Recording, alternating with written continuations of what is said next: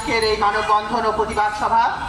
এ পর্যায়ে বক্তব্য রাখবেন বাংলাদেশ কংগ্রেসের সহকারী মুখপাত্র সংগ্রামী জননেতা মোহাম্মদ সেলিম রেজা বাচ্চু।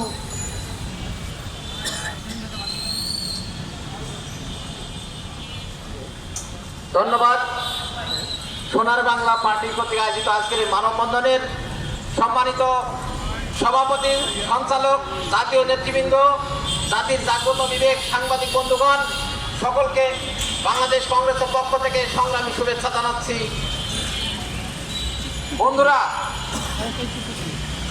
২৪-এর গণঅভ্যুত্থানের পরে ছাত্র জনতার রক্তের উপর যে সরকার গঠিত হয়েছিল, আমরা ভেবেছিলাম এই সরকার জনগণের আশা আকাঙ্ক্ষাকে প্রতিফলিত করবেন, প্রকৃত অর্থে দেশ ও জাতির স্বার্থে কাজ করবেন।